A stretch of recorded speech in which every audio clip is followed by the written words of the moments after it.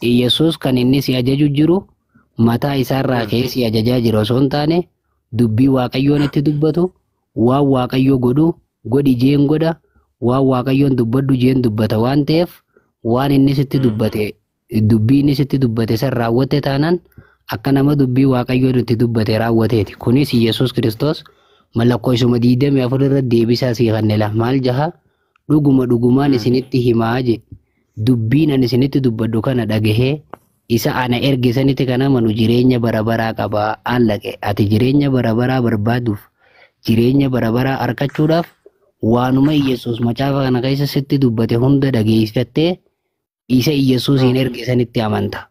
Yesuusin ergamaa isa saniiti jettee amanta. Sanboota ati jireenya barabaraa qabda.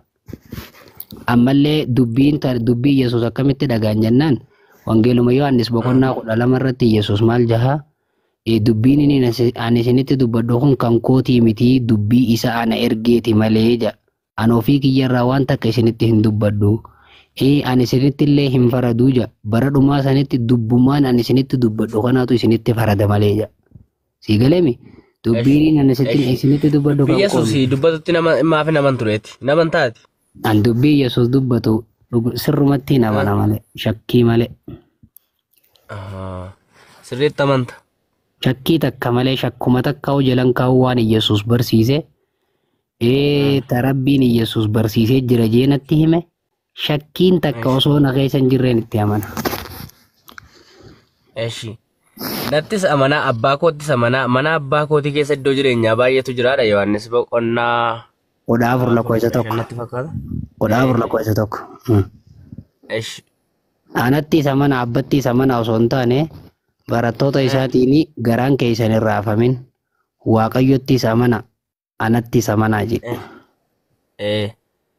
Akkas bareeda Waaqayyoon maal jettee amanta jennaani Waaqayyoodhaan Waaqa jettee amante Yesus ergamaa Waaqayyooti jettee amanta. Kanaas Yesus hiika isaa deebisaa isaa isa kanne jennaan wangeeluma Yohaannis boqonnaa 17 lakkoofsa 3 irratti Yesus maal jaha si Waaqayyoo isa tokkicha isa dhugaa je Yesus Kiristoos isa ati ergite beekuun isaanii jireenya bara baraati kanuma amanta bakka inni biraa gaafa du'aa kaasee Yesus gaafama du'aa Alaazaariin du'aa kaase sanuu maal je wangeela Yohaannis boqonnaa 11 irratti lakkoofsa 40 irratti yaa abba yeroo hunduma kadhaati yakkanaaf dhageessuun hin beeka arra garuu wanti waan kana si gaafadheef namoonni as dhaabbatan kun akka ati ana ergite haa amananiifin kana si gaafadhee jeeti Alaazaar kayas ba'i jeen.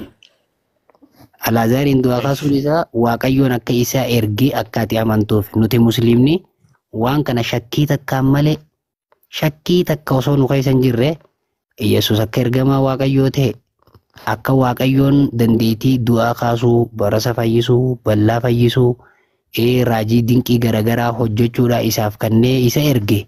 Dhibbaan dhibbatti aman wanni Yesus barsiise hundinuu dhugaa ta'uu dhibbaan dhibbatti aman Yesus dhugaa malee nama soban dubbanne ta'uu Yesus nama qulqulluu ta'uu Yesus rabbiin dandeettii isaatiin abbaa malee haadhasaa Maryamaa qofarraa isa uumu Maryamaa qulqulluu tatakkaa dhiira biran gahin tatakkaa sagaggaalteen beeyne isiirraa rabbiin ilma qulqulluu ka sheeyxaanni isa bira ga'uu hin dandeenye ka sheeyxaanni bira ga'ee hin beeyne ergamaa isaa kabajamaa kan ta'e ergamaa ulfaataa kan ta'e Yesus Kiristoosiin warra Israa'eliif dubbii isaa itti kannee macaafa Injiil jedhamu dubbii isaa itti kannee warra Israa'eliif erguu isaa ni amanna nuti musliimanni shakkii takkaan malee amanna.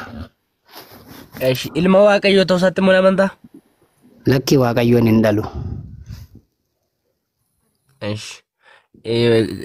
Almasiisaa kan akkamitti fudhattareeti? Maal sitti fakkaata nama ittamoo?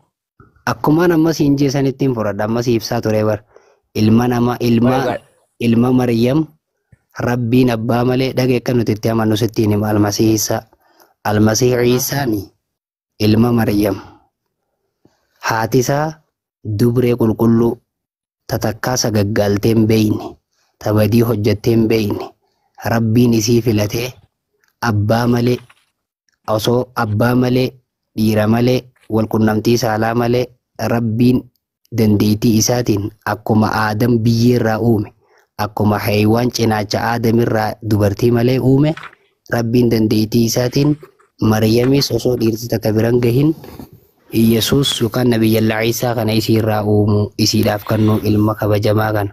Ilmi almasii Iisaan kun ammoo nabiyyii rabbii tahuu ergamaa rabbii tahuu kan rabbiin warra Israa'eliif ergate kan rabbiin dubbii isaa itti kennee ergate kan dhugaa malee soba hin dubbanne kan haqa malee soba hin barsiifne kan daandii sirrii malee daandii sobaa hin barsiifne sigaleemi kan rabbiin kiyyaa fi rabbiin keessan rabbii tokkicha isuma waaqa isaa jechuu malee takkaana waaqa isaa jee barsiisee hin beekne kan rabbiin kiyyaa fi rabbiin keessan isuma tokkicha isu ajaja isaa godhaa jechuu malee anaa fi haadha tiyyaan na waaqa isaa ajaja kiyya godhaa jee barsiisee hin beekne nabiyyii dhugaa malee soba dubbanne nabiyyoota akka rabbi dhiyaatan gurguddaa keessaa tokko kan ta'e jennee almasii Iisaa kana amanna. Rabbiin wanni nuti ilma rabbiiti isaan hin jenneef rabbiin hin dhalu. Rabbii yoo dhalee anaa waan garaagarummaa qabu hin qabu. Anaaf inninis tokko mataan anaaf rabbiin. Kanaaf rabbiin hin dhalu. Rabbiin hin nyaatu. Rabbii yoo nyaate naaf inni garaagarummaan naaf rabbii jidduun jirtu. Namni nyaatu na nyaachisuu hin danda'u. Rabbiin hin nyaatu ni nyaachisa malee. Rabbiin hin dhalu nama akka dhalu godha malee dandeettii isaatiin. Rabbiin hin beela'u qabeelee nyaachisa malee. Rabbiin hin rafu karafee hirriiba isaa keessatti eegee hirriibaa kaasa malee. Rabbiin hin du'u ajjeesee du'aa kaasa malee. Siigalee akkas jennee amanna. Kana garaagarummaan nuti kan. Dhaggeeffadhu gaasitanii maana dhaggeeffadhu ati. Ragaadhaa macaafa qulqulluu keessaa waa'ee waaqummaa Yesuusii kan dubbatu macaafa qulqulluu keessaan sii kennaati naa ibsite siin ibsa garuu erga dubbistee laattee yaade rabbi kun dhaggeeffadhu allaani zaatii kalimaa ru'aal quddus kan jedhamu qaba dhaggeeffadhu sii galeera waayyootisa zaat kalimaa ru'aal quddus qaba afaan haaraa miti jedhati zaatiin qaama hafuuraa gaafa ta'u kaliimaan sagaleedha sagaleen kun immoo eessa harkattee siin jedhani qudusin immoo hafuura qulqulluudha beeta warra kiristaanaa kanaatu warra pentee kana gizee hafuurri waaqayyoo dhufee itti dubbata beeta afaan haaraa dubbisiisa saniitu ammaa si dubbisiisaa jira moo wayirraa dubbisaa jirta jechuuf hin jedhe. Gaafan si ibsu dhaggeeffadhu kaayi. Jechuun hafuura dhufee sitti himuu jira moo ati wayirraa naa dubbisaa jirta?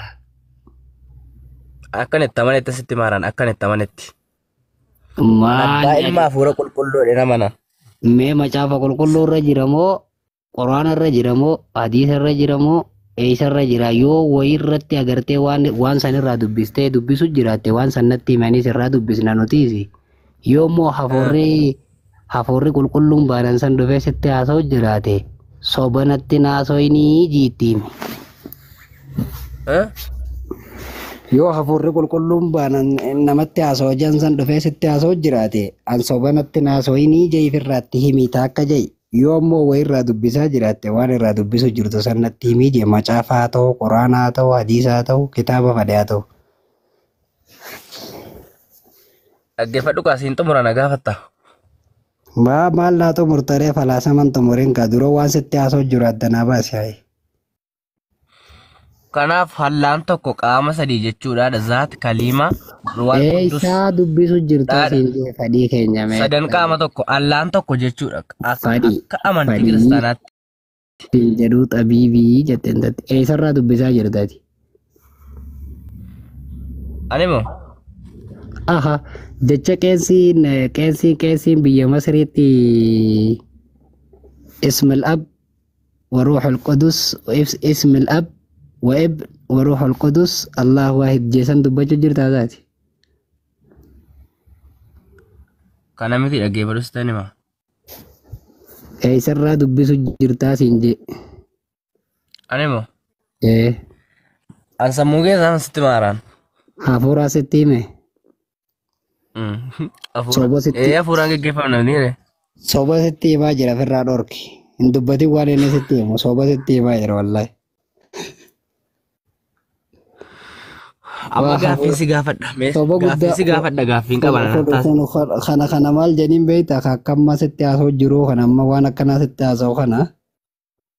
Gaaffii أعوذ si gaafadha بالله ati. من الشيطان الرجيم جاي شيطانة مغم فرد إني خن شيطان لا شيطان الرأي شيطان دربما ثاني شيطان وسواس كجنزان سيقلبي شيطان وسواس Gaaffii فقام مرة تاين ما وسواس ثاني خن برا أري أفورا كل خن بورو ده gaaffii si gaafadha. نغافي فنغافر دمالي وانا كم ما فوري ستيمة كان فت جلادي دي تومي أري أفورا مغانو Jedhati sinna tumsiisaa bini. Seera uumamaa boqonnaa tokko lakkoofsa 26 maal beektaa kan keenya. maal Qulqulluu keessatti. jedhame yaa tabii Namni kan uumameef ulfina waaqayyooti jedha. Allahan Muhammad jedhu ejjummaa sagaagelummaa eeyyama jedha. eeysatti Qalamni quraani. eeysatti Quraanis qalamni. een harka jira eeysatti me Suura Al-Nisaa 4:2 dhaqee dubbisi ilaali. maal jedha Allahan Muhammad jedhu ejjummaa yookiin sagaagelummaa eeyyama jedha. Suura Al-Nisaa 4:2 dhaqee dubbisi ilaali. mee as baasi me Lafi. Baasi. ahmad baasi Injira. akkini je wanti walaloo Umar Suleyman takkaan dhageeffadha beektaa duratti takka Umar Suleyman maal jedha lakkina Dhaggeeffadhate ansiin kennaam shir. naanna diddee kannisa xuuyxee laalaa dhiigaasi hiddee je dhageeffadhu caluma ji amma gaa suuraan isaa Eegnaa nyaasaadha dura. afur baasifate koy abbaa koy inuma waanin salaataan eeggadhu harkadde way lakkoo isaa afur baasifate Lakkoofsa boqonnaa 4:2 dubbifta. Boqonnaa 4 lakkoofsa 2 amma 4 gidduu. Ishi boqonnaa afur lakkoo isa lama amma afurii dubbisi boo. Si baasii dubbisa yoo wanta rakkasa ta'e. Humna baasu jira laalichi malaaleeti. Dhaggeeffadhu sii dubbisa. Yatiimotaa fi qabeenya isaanii kennaa gaggaarii gadheedhaan hin jijjiirratinaa qabeenya isaaniis gara qabeenya keessanitti. Mee ol deebisnee durarraa deebisnaa fi yatiimota. Orsitti maali? Asumarraa bakkuma tanarraa la yatiimotaaf maal kennaa jedha. Yatiimotaafis qabeenya isaanii kennaa jedha. Yatiimota jechuun warra haadha abbaan irraa du'anii haadha abbaan qabne miskiina saniif jechuu qabeenya isaanii kennaa gaggaarii gadheedhaan hin jijjiirratinaa qabeenya isaaniis gara qabeenya keessaniitti makuudhaan hin nyaatinaa dhugumatti inni Naan ibsini naa dubbisi hunda isaa naa dubbisi. Yoomiin Inni dubbifamaa jira bara. Sittiin jira mucaan afaan Oromoo. Dubbisii fixi qaamaa naa ibsitaree Dhume kaafite. dubbisii fixi. Hayyi. Yatiimotaaf Yatiimotaafis qabeenya isaanii kennaa je gaggaarii gadheedhaan waan gaggaarii gadheedhaan hin jijjiirratinaa qabeenya isaaniis gara qabeenya keessaniitti hin makatinaa makuun hin nyaatinaa dhugumatti inni badii guddaadha ja qabeenya yataamaa akkasitti waan keessanitti maktanii nyaachuun badii guddaadha ja laffedhi quraanni suuraan isaa suuraan afuraffaan quraanni suuraan isaa boqonnaan afuraffaan lakkoofsi ati ammaan tana jette lakkoofsa kana ammaan tana gaa waan ati reefu Al-Naasiliin baas dhaqe laal qushaashaa afaan keetii akkasuma qabaddu taa'e naamusaan si wajjin haasawaa ture ammaddiin macaafuma isaa macaafa qulqulluu keessa naada gadi deemi.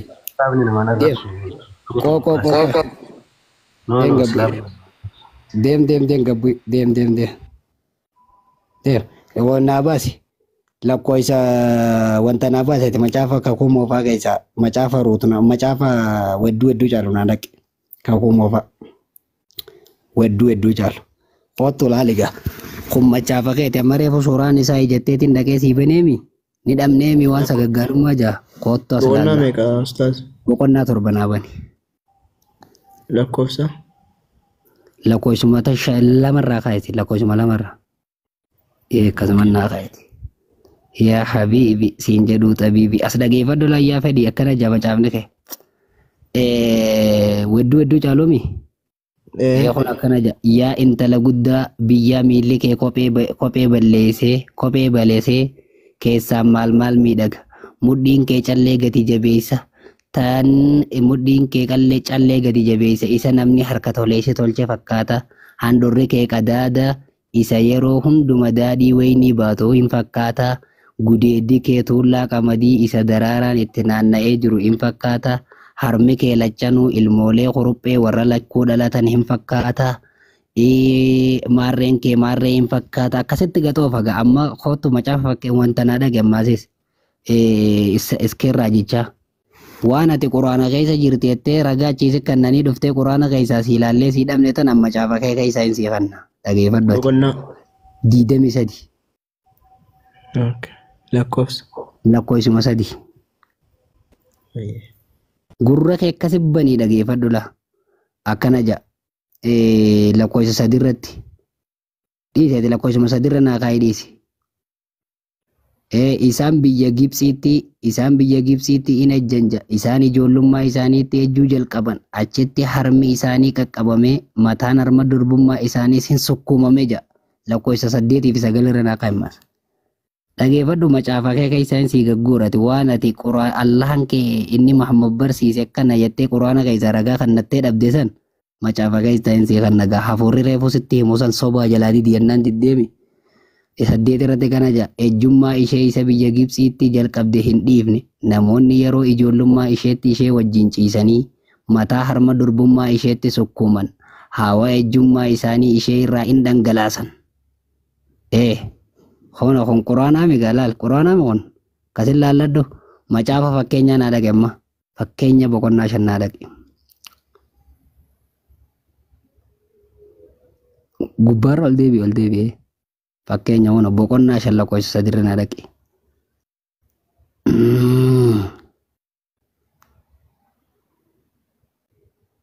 Akkana jalaa kun macaafa keessa laaligaa hidhiin dubartii ejjituu damma coccobsa ja'a. Haasaan afaan isheettis akkuma dhadhaati namas hin quuquu. Hidhiin dubartii ejjituu damma coccobsaa haasaan afaan isheettis akkuma dammaati jedha akkuma dhadhaati nama hin quuquu jedha. Kun quraanaa mee fedhi amma maayikii baradhu gaa. Quraanaa mee kun.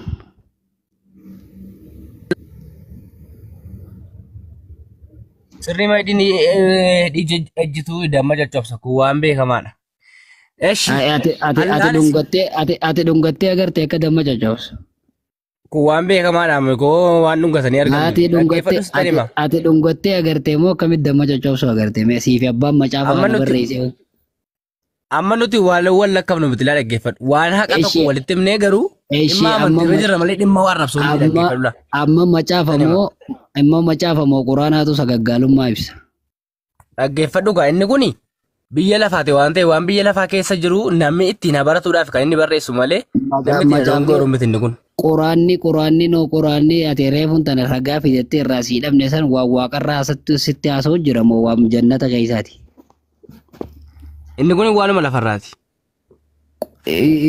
Waan lafarraa ta'ee waan gaarii ta'ee quraanni bakkummaan silaa dhayixee waan takka irraa dhabde miskiinaaf waan inni barbaadu kanna horii miskiinaan saamina. Horii miskiinaa horii keessanitti hidhaattanii jalaan nyaatinaa juusan waan hamtuu sitti ta'eeti ka dubartii kana godhaajuu kun sagaggaalummaa sitti hin taane misan sagaggaalummaa sitti ta'e. Dhaggeeffadhu gatii kennaafiidha gatii kennaafiiti waan barbaadan godhaa waan jedhamu si dubbisee siin baasan quraana keessa dhaggeeffadhu amma laa barbaade bubaree kana irraa si bakkuma akkas jettu dubbisii baasi.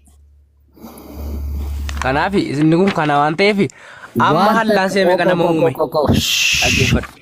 Horii kannaaf akkas godhaa kan juus macaafumarraa hin sii baasan gati quraana irraa fidduu seera keessa deebiinaa dhagati.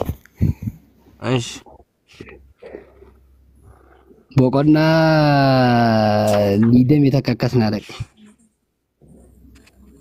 Ati quraana keessaa baafadhu horii kannaaf akkas godhaa kan juusan lakkoofsa 20 takka moo akkasiin isaa dhaqe ilaalige. An ammoo qarshii 50 akka ati gootuun sii kan dhagaa.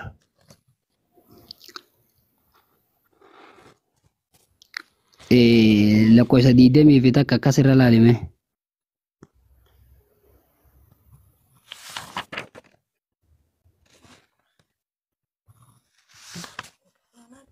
Kan qarshii kudha shaniiti moo Shantamaa. shantamaa? Ka 50 kan. Waa isinii baasa al takka. San irra baasi. Amma ati horii kannaa fi akkas godhaa jaa quraanni keettee ati quraana irraa baase ammoo macaafa irraa sii baasa gaa. Inumaa horiin walii lama birri 50. Tabuunaa nama nu baasne tana.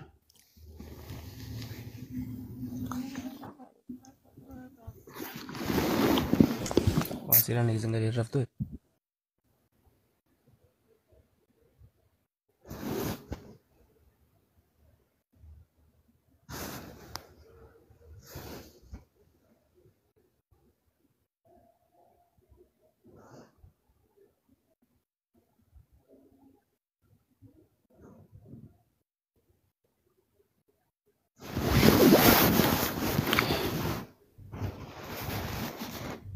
Sagaleen kun jiraata laha.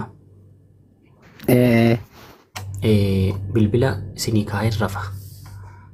Miyuutii irra godhee chaarjiitti isinii godhee rafa haasoo dandeessu. Yeroon irra baatee jira. Ayye.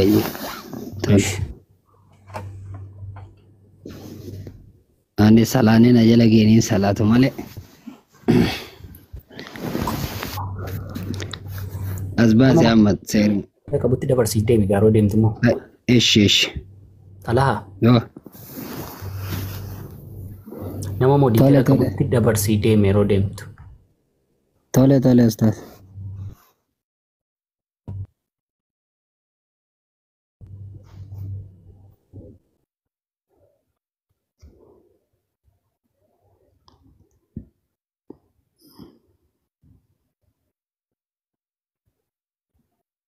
Kunala. Dhugala. Siin jedhuu tabiibii namni tokko jaddu bira hin kaadhimatamin tokko argee qabee ishee wajjin yoo ciise isaan lachuu yoo argaman namichi ishee wajjin ciise sun waan ishee yallaasiseef abbaa intalaatiif meetii sheeqelii 50 miijaanuu haa kennuu jedha. Ati amma intala ollaa keessanii babbareedduu gartee akka feete gootee birrii 50 abbaa isiitiif kennitee biraa qotta. Minim cikiciki yeellamu. Amaariffeemunis.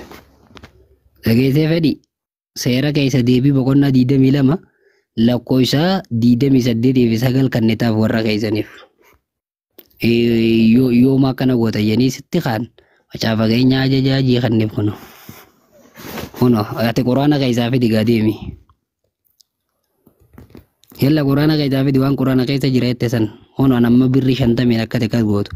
Inuma akka butuu dandeessuusiif kan seera keessa deebii boqonnaa 20 takka lakkoofsa 20 irra naa dhaqimmas. Birrii 50 akkas godheedha moo birrii 50 akkas godheedha moo yoo akkas godhee waan akkasii adabamudha. Kun seera musee keessa magaa kumoo fageessa kun. Yoo akkas goote birruma 50 kan Looliin qabu. intalan inuma takaadhimamte yoo goote hin kannitu tan kaadhimamii yoo kannite akkas goota birri 50 kannita. Inni kun seera ittiin sabii Israa'el bulaa ture malee nu ilaallatu dhaggeeffadhu. Ati Israa'elii miti? Israa'eliin miti bu'aan Itoophiyaawidha. Ustaaz Talaa maalan isinii baasa? Maalan isinii baasa? Seera keessa deebii boqonnaa 21 Jechuun waa'ee maaliiti? abboota firdiisa. Boqonnaa 20 lakkoofsa 21. Egaa ati egaa Israa'el hin ta'in maal ta'uuf macaafa warra Israa'el natti dubbistaree fiddee? Kan warra Israa'el miti kan addunyaa maraati bar macaafi qulqulluun. Egaa ka addunyaa maraa ta'e dubati waan kanatti bultamoo hin bultu. 21 naan jettanii mi?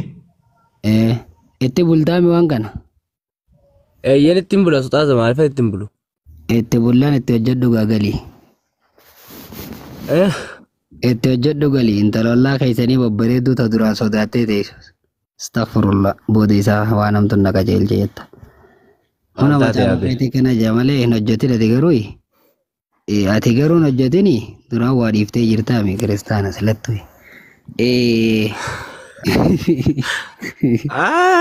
Ayyaa rabbi. Hai fadi. Garaa isin dhukkubee Ayyoo obsaamee warra jala jirtan maaliga? Anaaf isa taasisaa sin maaltu qoree? Kanaan Na jaabi. sirreessuun kan isaati waan isin san sirreessan inni na sirreessa. Kanaan jaabi isaan maal rakkaa. Maal ta'an hin jedhiiman.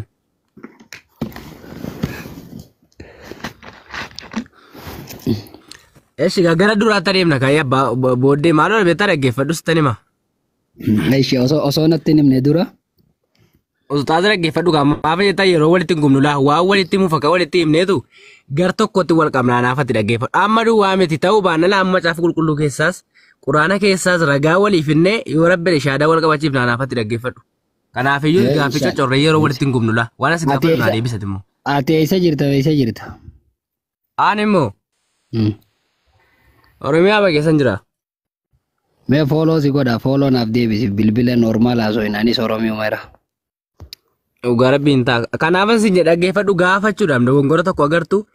Annan sirreessa ati sirreessita. Fooloo si godheera naa deebisi. Siifan deebisa bakka. Eeyyoo maqaan kee yoodhaa? Xalaha. Yoo xalaha si dide xallaa jehin. Xalaha. Qoy fooloo amma si deebisan daa'u.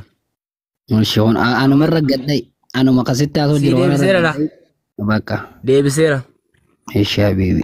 Warri Sheekh Huseeniin akkana naa ta'e jettus warri Sheekh Abaduu akkana naa godhi jettus warri yaa Nabi Muhammad akkana naa godhi jettus Nabi Muhammad baante warri yaa Iyesuus akkana naa godhi jettus warri yaa Musee akkana naa godhi jettus warri yaa Gabriel jettus yaa Mikaa'el jettus yaa Maryam jettus antum kaafir isin kaafiroota warra rabbitti kafireedha isin mushriktoota warra rabbitti qindeessuudha warra rabbi cinaa waa qabuudha guutuun keessan. Walaa ka Nabi Muhammad waaqessu, walaa ka Sheekh Hussein waaqessu, walaa ka Gabriel waaqessu, walaa ka Yesuus waaqessu, walaa ka Gabriel waaqessu, walaa ka Maryam waaqessu, guutuun keessan kaafiroota warra rabbi kafre, warra rabbiin dide, warra shirkiiti, warra rabbi cinaa waaqabee sharrakoodha. Isin hundinuu akka irra jirtan kana yoo duutan warra ibiddaati. Raamanni rabbii isiniif hin jiru, araaramni rabbii isiniif hin jiru akka jirtan kanatti yoo duutan. Yoo ta'u Addeebiiga Taliyaa Jamaalas natti deebiinga ngaa shuma dhaabbatu. Dhaabbatu gangaa bagatti himte. Xuruu goote. Hundi isaanii sirriidha garuu isa Yesuusitti naa dabaluu sirran turre kanaafatti walii taasaa irraa waan walaa ka Yesuusii walaa ka ilmaatii ka haadhaati walaa ka ilma waaqessu walaa ka haadha waaqessu walaa ka dhufee haadhatii hafuura qulqulluu naqee Gabriel san waaqessu hundi isaaniitu kaafira. Naa wajjin haasa'uu barbaanneeti. Haasoo barbaade amma salaataan na jala geebar.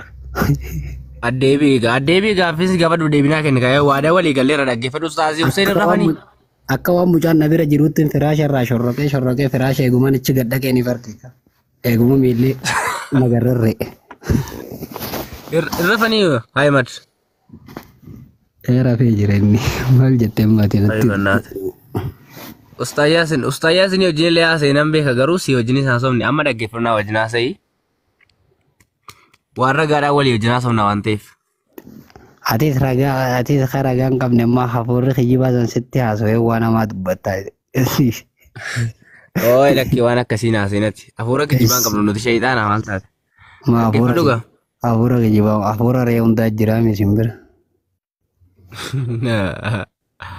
Hin dhageessuu.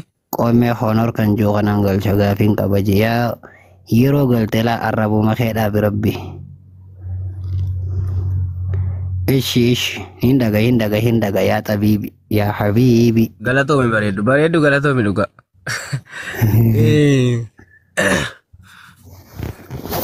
Rabbi gaafa nama uume gaafa sin jedhu gaafa nama uume fakkaattii isaa irraa jechuudha.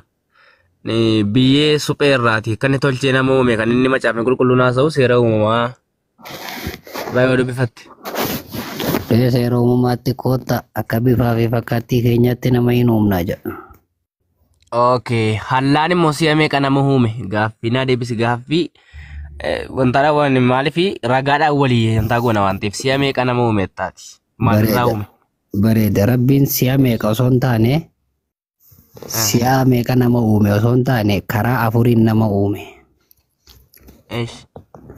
Akkasin na gaafadhu karaan afuran inni nama uumeeni takkaffaa abbaa keenya Aadam biyyeerraa uume dhabamarraa waan hin jirrerraa abbaa keenya Aadamiin uume deebi'ee dubartiin osoo hin jirre osoo garaa dubartii keessan galin osoo gadaameessa dubartii keessan seensisin cinaachaa aadamirraa heewaaniin uume hawaa jechuudha. Sirriidha Deebi'ee dhiiraa fi dubartii jidduudha warra akka kiyyaa fi keetii kana uume.